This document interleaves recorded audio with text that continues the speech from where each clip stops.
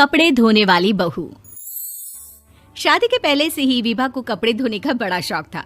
कभी नल के नीचे तो कभी तालाब के पास। अरे मेरी नीली वाली लुंगी नहीं दिख रही है।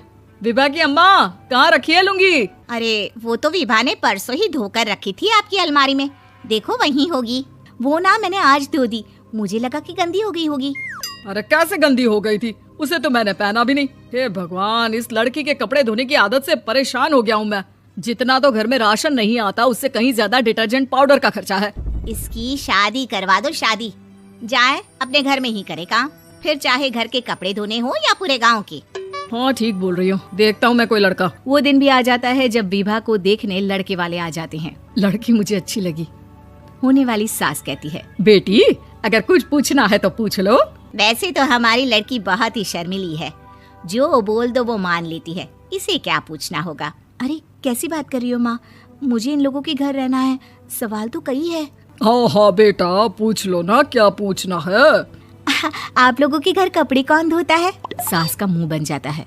देखो अगर तुम ये कहना चाहती हो कि तुम्हें कपड़े धोने नहीं आते तो सुन लो, कपड़े मैं ही धोती हूँ, लेकिन तुम्हारे आ जाने के बाद मैं रुमाल तक नहीं धोऊंगी। अरे चुप रहना भगवान, बहू बेचारी घर आई नहीं, उसे डराना शुरू कर दिया। वो क्या है ना बिटिया, अभी तक तो ये कल्लू की माँ ही धोती थी, लेकिन अब तुम्हारे पापा तो दहेज में वॉशिंग मशीन देंगे ही। तभी विभा की माँ बोल पड़ती है, सवाल भी पूछा तो क्या। वैसे भाई साहब, मशीन की तो फिर भी कपड़े धोने की कैपेसिटी होती है। मतलब जो बिटिया दे रहे हैं ना विभा, इसे कपड़े धोने का बहुत शौक है। ये आप लोगों के क्या, आस पड़ोस गांव मोहल्ले सबके कपड़े धो दे और उफ तक ना करे। बाहर देखा नहीं आपने कितने कपड़े सूख रहे हैं? सब हमारी बिटिया ने ही तो धोए हैं। बस भी करो ना माँ, शर्म आ रही इतनी तारीफ सुनकर। और तो और एक दाग निकाल कर दिखाओ तो मान जाऊँ। हाँ अच्छा माफ करना बेटा, मैंने गलत समझा। हमें तो रिश्ता बहुत पसंद है। और ऐसे जुड़ जाता है रिश्ता कपड़े धोने का शौक रखने वाली विभा का। उसकी शादी हो जाती है कोयला फैक्ट्री में काम करने वाले कल्लू के साथ। शादी के बाद अचानक विभा चिल्लाती हुई सास के पास आती है। सासू माँ, अरे सासू माँ कहाँ है आप? ये तो धोखा है, धोखा दिया आप लोगों ने मुझे। इस ससुर के चक्कर के बारे में पता चल गया। अरे तो उसमें तुझे क्यों धोखा मिला है? अरे नल में पानी नहीं आता, कपड़े कैसे कब धुलेंगे?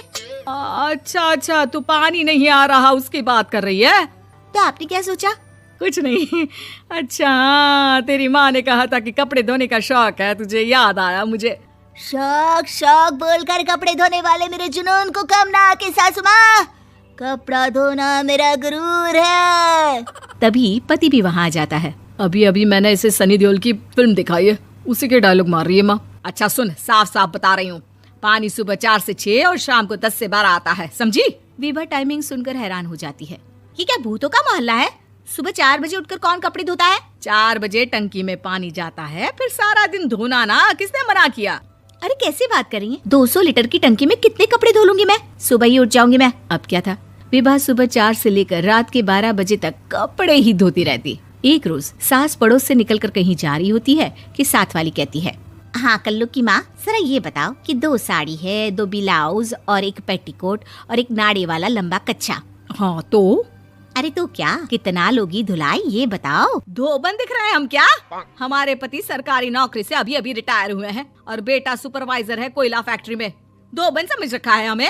हाय रे कल्लू की अम्मा, माफ कर दो, वो तो मोहल्ले में यही सब बता रहे थे कि तुमने बहू को कपड़ा धुलवाने के काम में लगा दिया है। सास को पड़ोसन की बात सुनकर गुस्सा आ जाता है। वो घर पहुंचती है जहां घर के बाहर ही इतने सारे कपड़े सूख रहे होते हैं जितने कि किसी धोबन के घर पर। अरे ओ कल्लू की दुल्हन, बाहर निकल।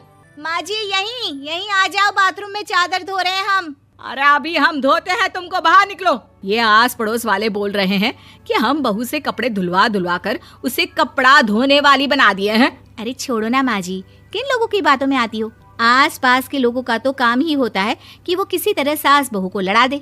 बहू सारे घर के कपड़े धोती है, ये क्या कम है? बोलिए। सास को भी लग जाता है कि वो बहू का ये सनकीपन नहीं छुड़वा सकती, इससे अच्छा है कि खुद ही चुप हो जाए। एक रोज सास और बहू मंदिर जाते हैं, जहाँ सास की साड़ी वहाँ खड़ी भीख मांगने वाली से मिलती है। माँ जी क्या बात है, आपकी साड़ी उस भिखारन से कितनी मिल रही है ना? हाँ देखो तो दोनों की साड़ी मिल रही है। क्या बात है कल्लू की अम्मा, तुम खुद को तो अफसर की बीवी बताती हो और ऐसी सिंपल सी प्लेन साड़ी पहनकर घूमती हो। सिंपल और प्लेन नहीं है ये साड़ी। तो क्या सोने के धागे से फूल बने हैं, कुछ भी सासू माँ, कुछ भी। हाँ, बने थे इस साड़ी में सोने के धागे से फूल। मेरे पति लेकर आए थे मद्रास से स्पेशली मेरे लिए 10,000 की। ताहे भाई साहब इस भिखारन के लिए भी सेम टू सेम साड़ी लेकर आए होंगे 10,000 की। सास उस वक्त तो कुछ नहीं कहती, लेकिन बहू के साथ घर आती है और अलमारी से एल्बम निकाल कर लाती है। ये साड़ी देख रही है, ये वही साड़ी है जिसे मैंने अभी पहना था। इस साड़ी में ये जो चमकदार फूल दिख रहे हैं ना, ये सोने के धागों से काटे गए हैं। लेकिन तू लोकल वॉशिंग मशीन ब्रश से घिस घिस कर सारे फूलों को निकाल कर साड़ी प्लेन कर दी। मुझे माफ कर दीजिए सासू माँ। और तो और, जब मैंने तुझे तेरी गलती के लिए कुछ नहीं कहा, लेकिन तूने तो सबके सामने मेरा मजाक ही बना दिया। क्यों? बहू को समझ में आ जाता है कि अब से उसका कपड़े धोना बंद।